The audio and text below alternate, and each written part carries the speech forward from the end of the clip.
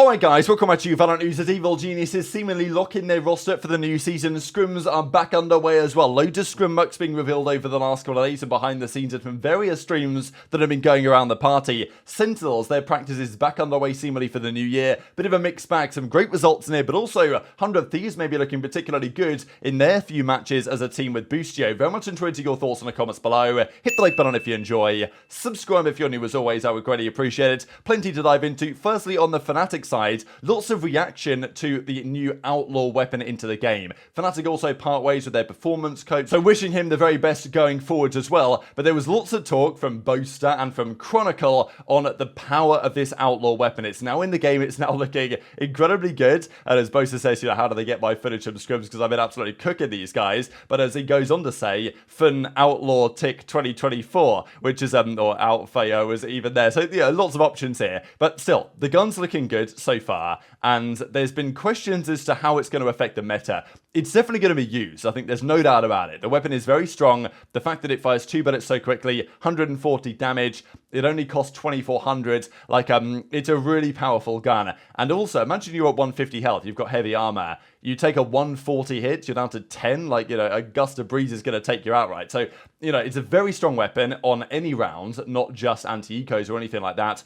But the question, I suppose, is it really going to affect the meta? It's going to be used, I think, sure. But is it really going to affect the way that teams, decide to play the game? That is the question that Chronicle has been trying to answer. And actually, he says the following. At the very first presentation of Outlaw for influencers and pros, I said that this is broken AF. It's too good to not have 2 guys in the team use it every time. So he reckons that win the pistol by at least 2 Outlaws. And then, just dominate. Right now, we can see the death of eco rounds.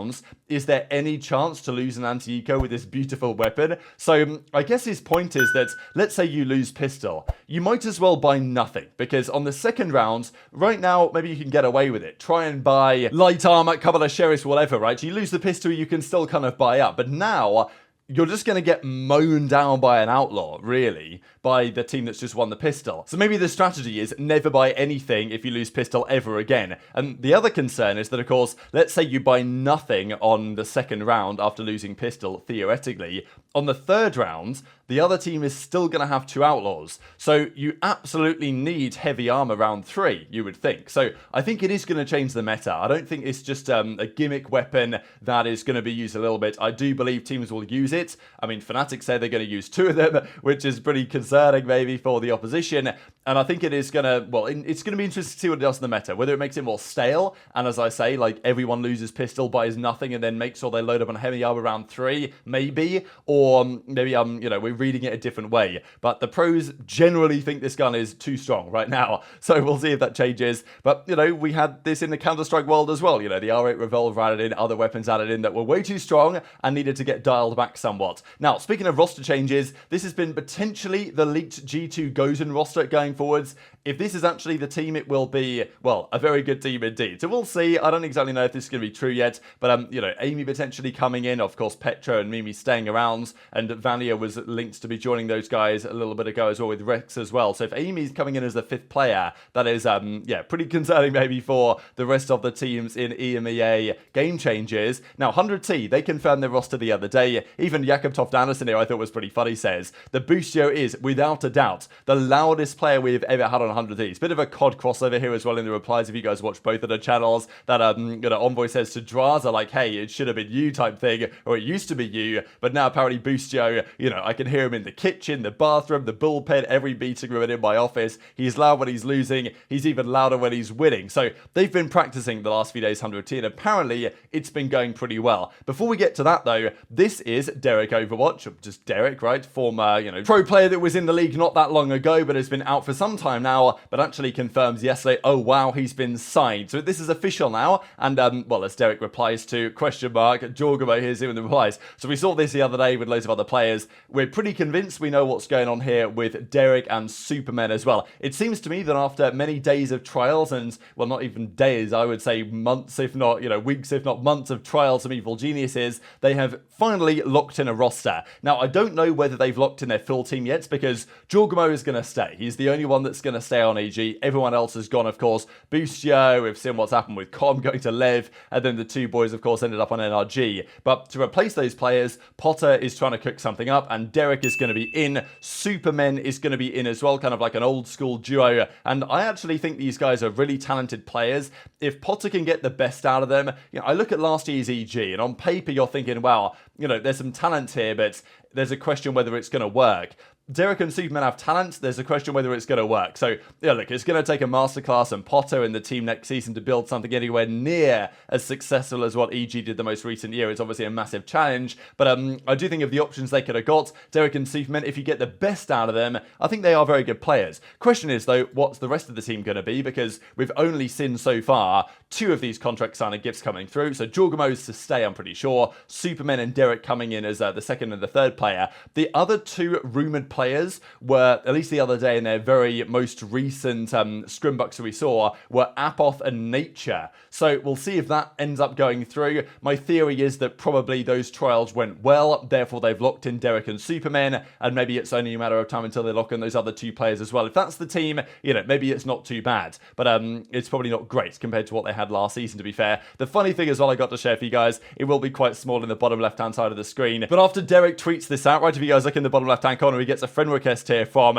EG Jail Warden. You guys can almost see that. Okay, you can definitely see it now just about. I'll just kind of zoom out so you guys can see it. EG Jail Warden sent you a friend request because he's joining EG and therefore, into jail effectively, right? So yeah, here it is. EG Jail Warden sent you a friend request, EG Jail Warden. So funny stuff, but yeah, Derek maybe knows what he's getting himself into. If you join EG, at the end of the day, you're joining a franchise team, but you are joining EG, and then he queues up with Jorgamo. So, read into that, I suppose, what you will decide to. There was also some rumours. I don't really know whether there's anything behind this or whether it's merely just a rumour that people are kind of perpetuating because it's a debate as to whether it could be an idea. What about Heat to EG? We believe we know what the rest of the team is going to be, but there's been a debate apparently going around. What about Heat as a duelist option for EG? Would be kind of a wild one. It would be very interesting. It might even work, but I don't know if there's really anything to this or whether it's just merely a discussion that people are having at the moment. We've got to talk though about some Scrimbux because we know that EG were playing the other day.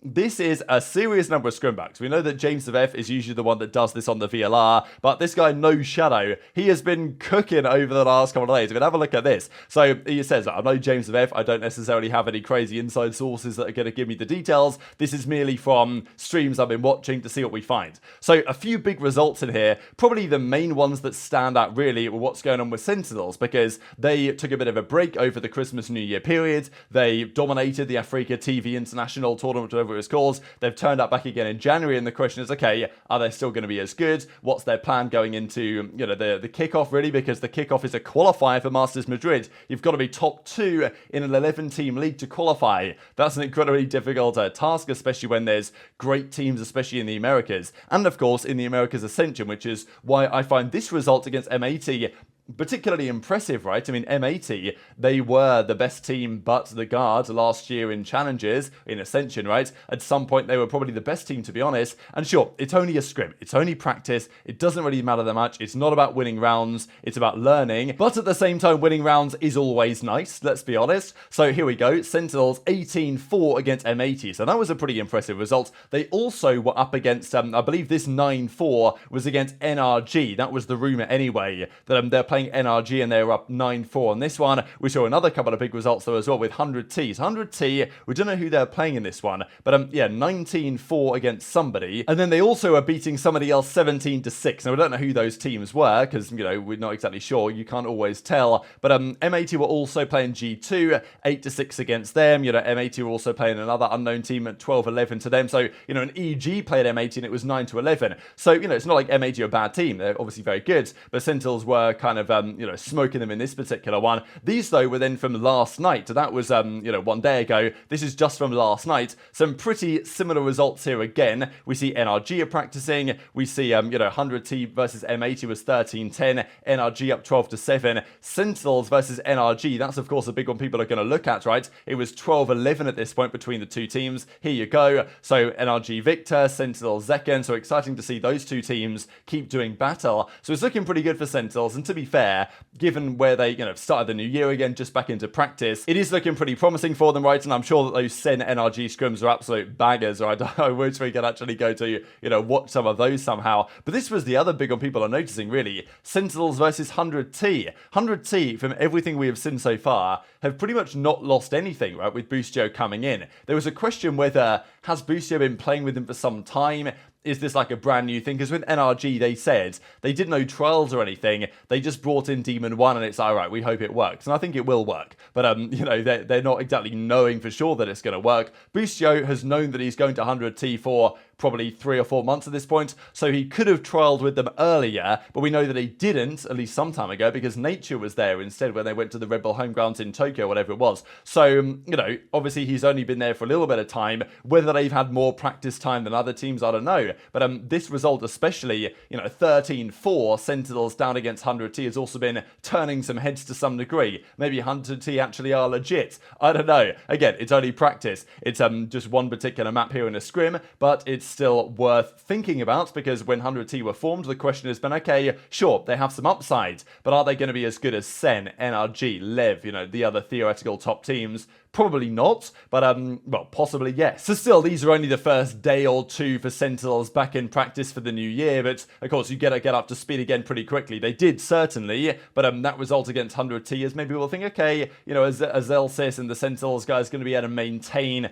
that level going into when the season starts again. They've got a fair few weeks until the qualifiers, but the qualifiers are massively important and they need to show their A game, because if they can play as they did in Korea, then they're going to be no problem, I think, fine to secure top 2 at the minimum. Just before we close out here from JD Gaming, we saw the Rare Atten team that absolutely bottled qualification for the Chinese Pro League in the VCT. Stu, who was their best player, actually a Korean player, has been signed, it seems, to JD Gaming. They basically say here Gen.G Valorant info card, and all the details are just the details for Stu, who's formerly of that Rare Atten team. So that is pretty much locked in. And also Ye, I thought was pretty funny. He's actually finally returned to the timeline after a fair bit of a break, and he answers this question on, an unnecessary nerf of an agent, or a reverse one agent nerf, and he reckons that Neon is the one that he would change. So good to see Ye back in business. Excited for that bleed roster as well going forwards, but very much interested in your thoughts in the comments below. Hit the like button if you enjoyed, subscribe if you're new, take care, and I'll see you next time.